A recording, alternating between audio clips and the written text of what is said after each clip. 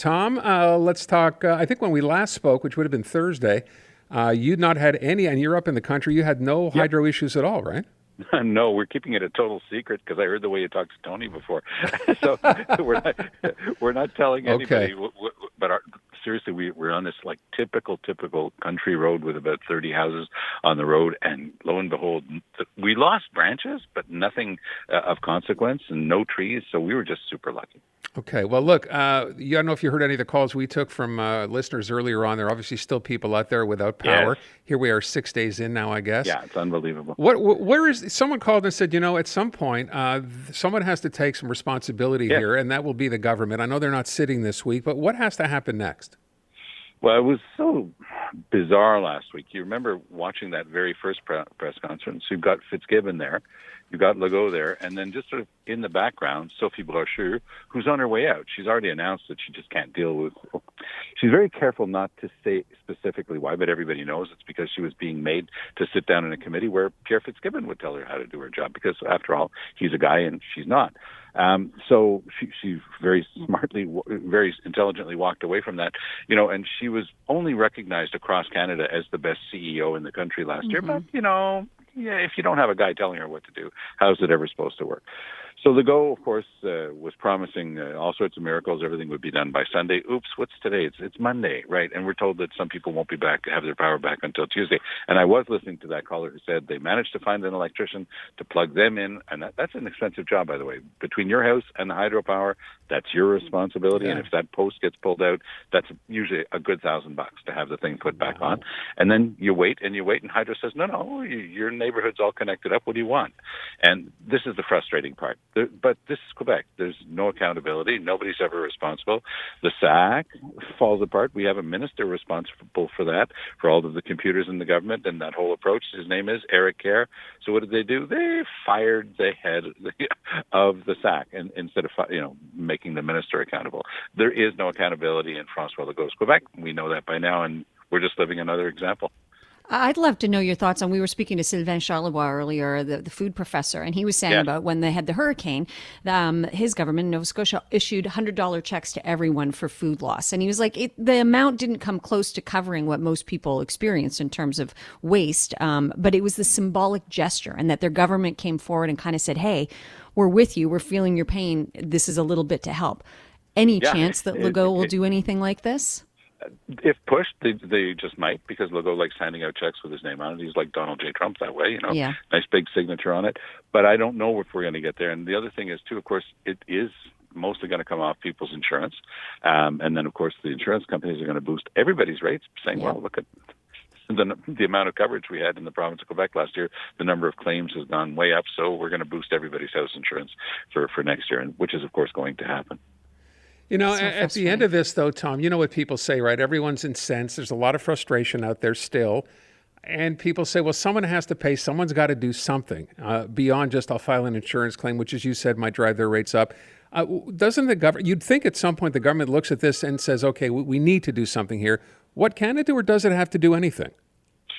Well, for example, on the trees, you don't have to start cutting down trees, but you have to do in the city what you already do in the country.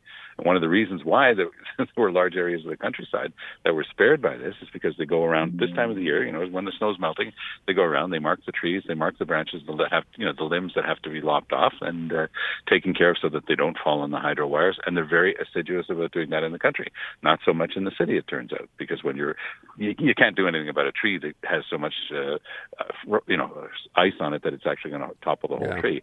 But when you see the number of branches that were that close, and you look at the alleyways, it looked like Spider-Man at some point. There was a piece of a tree that had gone down, and all of the wires just crisscrossed between every single balcony in the whole alleyway on both sides. Well, guess what? That's a recipe for power loss and days of work to try to set that one little area back on the power grid.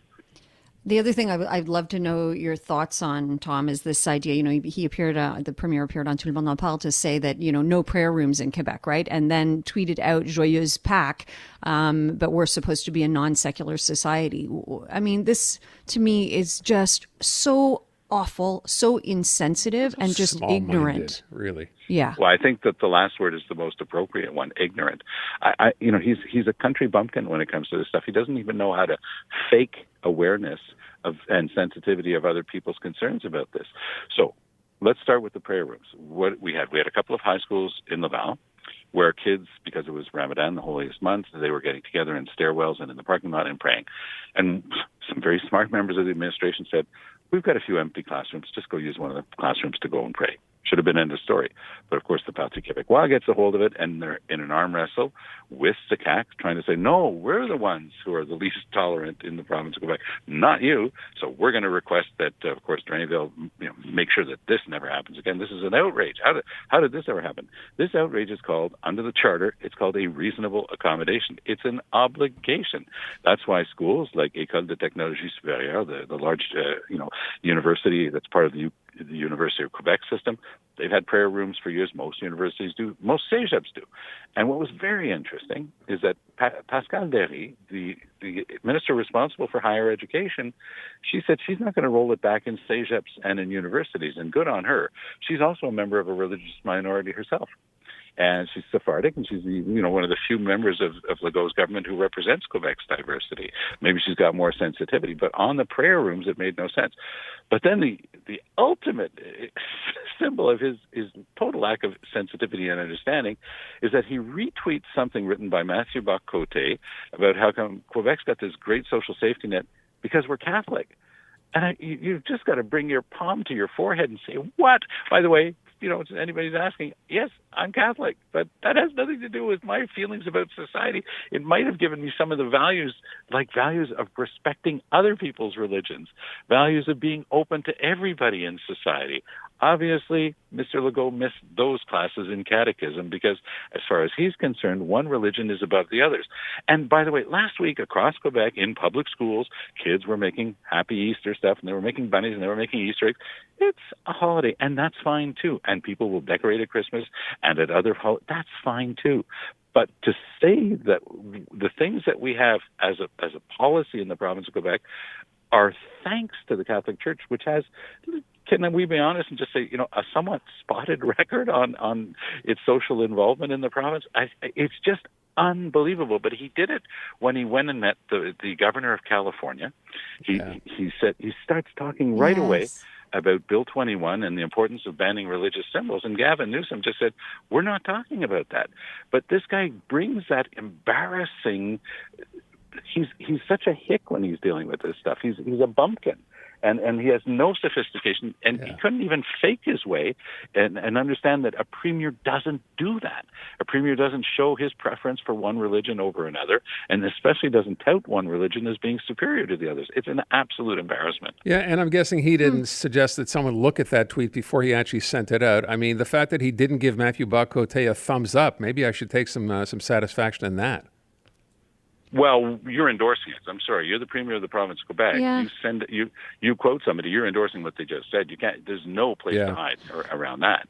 And it's straight up. And I've been on the air any number of times with Matthew Bock-Côté, and we have famous set-tos and big fights. I mean, he's complained on air about the diversity of the people in the Carrefour Laval, for heaven's sakes. I mean, this is what we're dealing with. This guy's popular on a very strongly right-wing French news station. He lives in Paris now, and he just affirms this stuff. By the way, if there was the slightest bit of academic work, research, anything to back up that statement by Bock-Côté, it's just the type of thing that Bock-Côté affirms with nothing to back it up. And so it just becomes an expression of his own prejudging of the superiority of his religion. That's one thing. He's a commentator. He's out there in the public sphere. The other guy's the premier of the province of Quebec, who has a law that says that, no, we're so neutral here in Quebec, you can't even wear a religious symbol. You're a prosecutor? No, you can't wear that kippah. Math teacher? Forget about wearing that scarf on your head. That's just such a danger for society. I mean, this is unbelievable. And I love the fact that Legault figured, well, I'll just put a Band-Aid on this and say, well, there's a difference between secularism and our proud history and all this stuff. And just, no, it's not washing, and he should not be given a free pass this time. It's a shame, as I said, they're not sitting this week. I imagine this would come up in the House. It'd be quite an interesting conversation back and forth. But Tom, like every other time he's criticized, we know the thin skin he has. There's no chance here. He'll say, you know what, perhaps what I should have done was also wish people happy Ramadan or happy Passover. That's simply not going to happen. He doesn't understand that. It's like Snoopy listening to humans speak. It just comes out as bop, bop, bop, bop, bop. He doesn't understand what people are saying when they talk about being respectful of other religions. He actually showed his real stripes today. He's saying, I believe that one religion is superior to the others and produces a superior result, and it's Roman Catholicism.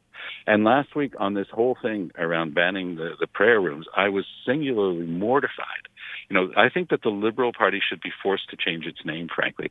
How can you claim to be a liberal, to have and espouse liberal values, if you don't even understand that the Charter of Rights commands that people in authority, like school authorities, provide a reasonable accommodation for people's religious beliefs, in this case, a prayer room, which is already being done, as we just discussed, in places like the universities and the CJAD. It's unbelievable. It is. It's so And we'll leave it at upsetting. that. It is unbelievable. Tom, thank you so much. Appreciate it. Take care.